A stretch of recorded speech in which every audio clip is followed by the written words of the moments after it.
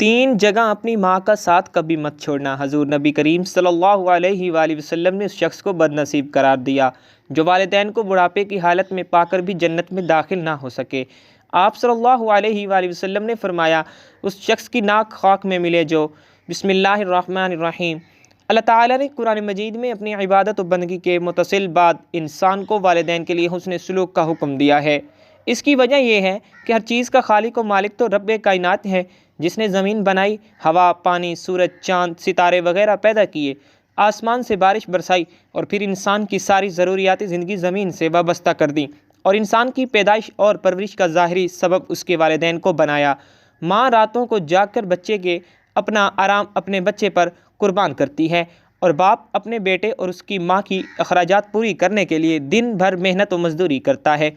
अगर अल्लाह ताला ने वालिदैन के दिल में उनकी औलाद के लिए बेपनाह मोहब्बत और इसार का जज्बा ना रखा होता तो यकीनन बच्चे की सही मानून में परवरिश और तरबियत ना हो पाती। अब अगर यही बच्चा बड़ा होकर अपने वालिदैन को बुढ़ापे की हालत में बेयारो मददगार छोड़ दे, उनके साथ हुस्न सलूक से ना पेश आए, उनकी गुस्ताखी और बेअदबी करे, तो इससे ज़्यादा बेइंसाफ़ी और जुल्म क्या हो सकता है। दीन इस्लाम में वालिदैन के साथ हुस्न सलूक की शदीद ताकीद की गई है और उनसे बदसलूकी करने से मना किया गया है। औलाद पर वालिदैन का हक़ इतना बड़ा है कि अल्लाह ताला ने अपने हक़ के साथ वालिदैन का हक़ बयान फरमाया है, यानी मखलूक़ खुदा में हक़ वालिदैन को बाकी तमाम हक़ूक़ पर तरजीह दी है। इसी तरह हजूर नबी करीम सल्लल्लाहु अलैहि वसल्लम ने भी वालिदैन की नाफरमानी करने और उन्हें अज़ियत और तकलीफ़ पहुँचाने को कबीरा गुनाह करार दिया है।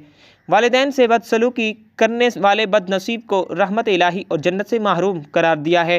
कुरान करीम में वालिदैन से हुस्न सलूक का हुक्म अल्लाह रब्बुल इज़्ज़त ने कुरान मजीद में कई मकामात पर वालिदैन से अच्छा बर्ताव करने का हुक्म दिया है। चुनाचे इरशाद वानी है कि तर्जमा, और अल्लाह की इबादत करो और इसके साथ किसी को शरीक ना ठहराओ और वालिदैन से अच्छा सलूक किया करो। सूरत निसा आयत नंबर 36। इस आयत में अल्लाह ताला ने सबसे पहले अपना हक़ ज़िक्र फरमाया और वो ये है कि सिर्फ़ उसी की इबादत करना और उसके साथ किसी को भी शरीक ना ठहराना। इसके बाद वालिदैन का हक़ ज़िक्र फरमाया कि उनसे अच्छा बर्ताव करना। फिर इसके बाद रिश्तेदारों, यतीमों, मस्कीनों, मुसाफिरों और पड़ोसियों वगैरह का हक़ ज़िक्र फरमाया।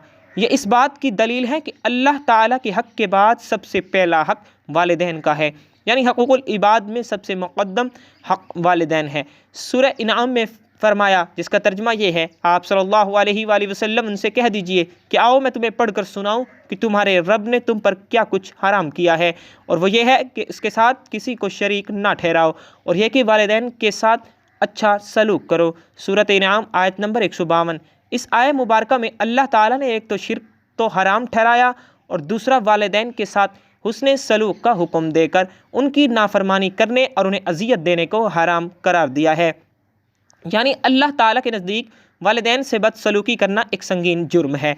इसी तरह सूरह बनी इसराइल में इरशाद फरमाया, जिसका तर्जुमा ये है, और आपके रब ने फ़ैसला फरमा दिया है कि तुम इसके सिवा किसी की इबादत ना करो और वालिदैन के साथ हुस्न सलूक से पेश आओ।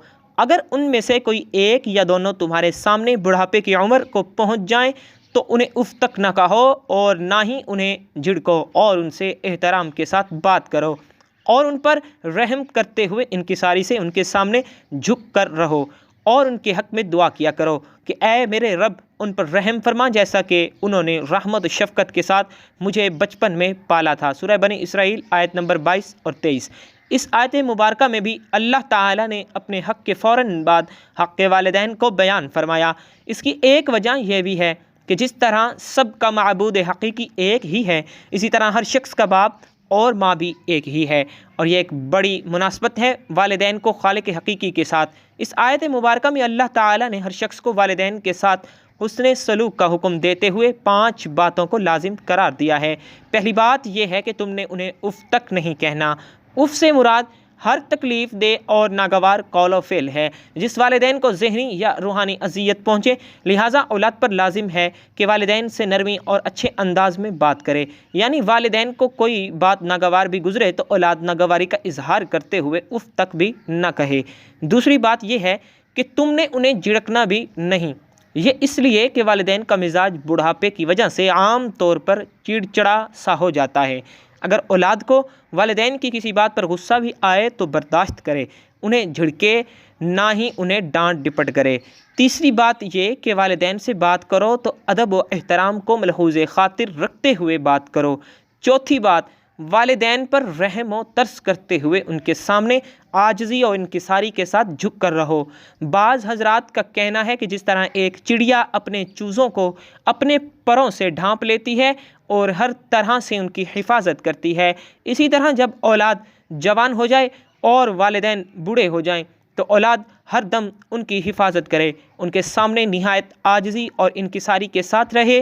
पाँचवीं बात ये कि उनसे अच्छे बर्ताव के साथ साथ उनके लिए दुआ भी करते रहो कि आए मेरे रब उन पर रहम फरमा, जैसा कि उन्होंने मोहब्बत और शफ़क़त के साथ बचपन में मेरी परवरिश की। वालिदैन अगरचे गैर मुस्लिम भी हों तो उनके साथ अच्छा बर्ताव करने का हुक्म दिया है। चुनाचे इरशाद रुबानी होता है कि तर्जमा, हमने इंसान को उसके माँ बाप के मुताल्लिक़ अच्छे सलूक की नसीहत की है। उसकी माँ ने दुख पर दुख उठाकर उसे हमल में रखा और उसकी दूध छुड़ाई 2 बरस में है कि तू मेरी और अपने वालिदैन की शुक्रगुजारी कर, तुम सबको मेरी ही तरफ लौट कर आना है। और अगर वह दोनों तुझ पर इस बात का दबाव डालें कि तू मेरे साथ शिर्क करे जिसका तुझे इल्म ना हो तो तू उनका कहना ना मानना। हाँ, दुनिया में उनके साथ हुस्न सलूक से पेश आना, अच्छी तरह बसर करना और उसकी राह चलना जो मेरी तरफ झुका हुआ हो। तुम्हारा सब का लौटना मेरी ही तरफ है। तुम जो कुछ करते हो इससे फिर मैं तुम्हें ख़बरदार करूँगा। सूरह लुक़मान आयत नंबर 13 और 14। अहदीस मुबारका की रोशनी में वालिदैन से हुस्न सलूक से पेश आने का हुक्म। हज़रत अबू हुरैरा रज़ियल्लाहु तआला अन्हु से रिवायत है कि एक शख्स ने हज़ूर नबी करीम सल्लल्लाहु अलैहि वसल्लम से सवाल किया कि अल्लाह के रसूल सल्लल्लाहु अलैहि वसल्लम, लोगों में मेरे हुस्न सलूक का मुस्तहिक कौन है? आप सल्लल्लाहु अलैहि वसल्लम ने फरमाया, तुम्हारी माँ। उसने कहा, फिर कौन? आप सल्लल्लाहु अलैहि वसल्लम ने फरमाया, तुम्हारी माँ। उसने फिर कहा, कौन? आप सल्लल्लाहु अलैहि वसल्लम ने फरमाया, तुम्हारी माँ। उसने कहा, फिर कौन? चौथी बार आप सल्लल्लाहु अलैहि वसल्लम ने फरमाया, तुम्हारा बाप। बुखारी शरीफ और मुस्लिम शरीफ। हज़रत अब्दुल्लाह बिन मसऊद रज़ियल्लाहु ताला अन्हु का बयान है कि मैंने हज़ूर नबी करीम सल्लल्लाहु अलैहि वसल्लम से सवाल किया कि अल्लाह ताला को कौन सा अमल महबूब है? तो आपने इरशाद फरमाया, नमाज अदा करना। मैंने अर्ज़ किया, फिर कौन सा? आपने इरशाद फरमाया, वालिदैन से नेकी करना। मैंने अर्ज़ किया, फिर कौन सा? आपने इरशाद फरमाया, अल्लाह ताला की राह में जिहाद करना। बुखारी शरीफ, मुस्लिम शरीफ। फरमाने नबी सल्लल्लाहु अलैहि वसल्लम, वालिदैन के कदमों तले जन्नत है। हज़ूर नबी करीम सल्लल्लाहु अलैहि वसल्लम ने उस शख्स को बदनसीब करार दिया जो वालिदैन को बुढ़ापे की हालत में पाकर भी जन्नत में दाखिल ना हो सके। हज़रत अबू हुरैरा रज़ियल्लाहु ताला अन्हु फरमाते हैं कि हज़ूर नबी करीम सल्लल्लाहु अलैहि वसल्लम ने फरमाया, उस शख्स की नाक खाक में मिले, उस शख्स की नाक खाक में मिले, उस शख्स की नाक खाक में मिले। 3 मरतबा फरमाया। पूछा गया, ऐ अल्लाह के रसूल सल्लल्लाहु अलैहि वसल्लम, किसकी नाक खाक में मिले? तो आप सल्लल्लाहु अलैहि वसल्लम ने फरमाया, जिसने माँ बाप दोनों को या उनमें से किसी एक को बहालत बुढ़ापा पाया और फिर जन्नत में दाखिल ना हो सका, यानी उनकी खिदमत करके या उन्हें राज़ी रख कर जन्नत का हकदार न बन सका। मुस्लिम शरीफ। उम्मुल मोमिनीन सैयदा आयशा सिद्दीक़ा रज़ियल्लाहु तआला अन्हा बयान फरमाती हैं कि हज़ूर नबी करीम सल्लल्लाहु अलैहि वसल्लम ने फरमाया, मैं जन्नत में गया तो वहाँ मैंने किरात सुनी। मैंने पूछा, ये कौन है? तो जवाब मिला, हारिसा बिन नौमान रज़ियल्लाहु ताला अन्हु। फिर आपने फरमाया, माँ बाप से नेकी इसी तरह होती है। माँ बाप से नेकी का यही फ़ायदा होता है, यानी वो अपने वालिदैन के साथ हुस्न सलूक से पेश आते थे। हज़रत अब्दुल्लाह बिन उमर रज़ियल्लाहु ताला अन्हुमा से रिवायत है कि एक शख्स हज़ूर नबी करीम सल्लल्लाहु अलैहि वसल्लम की खिदमत में हाजिर होकर कहने लगा, मैंने बहुत बड़ा गुनाह किया है, क्या तौबा की कोई सूरत है? आप सल्लल्लाहु अलैहि वसल्लम ने पूछा, क्या तुम्हारी माँ जिंदा है? उस शख्स ने अर्ज़ किया, नहीं। आपने फरमाया, क्या तुम्हारी खाला है? उसने अर्ज़ किया, जी हाँ। आप सल्लल्लाहु अलैहि वसल्लम ने इरशाद फरमाया, जाओ उससे जाकर हुस्न सलूक करो, अल्लाह ताला तुझे मुआफ़ फरमा देंगे। सुनन तिरमिज़ी। हज़रत अब्दुल्लाह इब्न उमर रज़ियल्लाहु ताला अन्हु से रिवायत है कि हज़ूर नबी करीम सल्लल्लाहु अलैहि वसल्लम ने फरमाया, 3 आदमी पैदल जा रहे थे कि अचानक बारिश हो गई, जिसकी वजह से उन्हें पहाड़ की एक गार में पनाह लेना पड़ी। जब वो गार के अंदर चले गए तो पहाड़ से एक पत्थर गार के मुंह पर आकर गिरा, जिससे गार का मुंह बंद हो गया। अब वो आपस में कहने लगे, देखो वो नेक साले आमाल जो तुमने खालिस्तन अल्लाह ताला की रज़ा के लिए किए हों, आज उन्हीं आमाल को अल्लाह ताला के सामने पेश करके दुआ करो, शायद वो हमें इस मुश्किल से निजात दे। चुनाचे उनमें से एक शख्स ने दुआ करते हुए कहा कि ऐ अल्लाह, मेरे वालिदैन बूढ़े थे और मेरे छोटे छोटे बच्चे भी थे। मैं बकरियां चराता था और उनके लिए दूध लेकर आता था, और शाम को जब मैं वापस घर लौटता और सबसे पहले अपने बूढ़े वालिदैन को दूध पेश किया करता था, फिर अपने बच्चों को दूध देता। एक दिन मैं चरागाह दूर होने की वजह से घर ताख़ीर से पहुंचा तो मैंने देखा कि मेरे वालिदैन सो चुके हैं। मैंने दूध लिया तो उनके सर के करीब खड़ा होकर उनके जागने का इंतज़ार करने लगा, और मैं इस बात को नापसंद करता था कि ख़ुद उन्हें जगाऊं, और मैं ये भी नहीं चाहता था कि उनसे पहले अपने बच्चों को दूध पिलाऊं। हालांकि बच्चे भूख की वजह से मेरे पैरों के करीब बिलबिला रहे थे, लिहाजा मैं इसी तरह उनके जागने का इंतज़ार करता रहा। वो सोए रहे और बच्चे बिलबिलाते रहे, हत्ता कि इतना कि फ़जर का हो गई।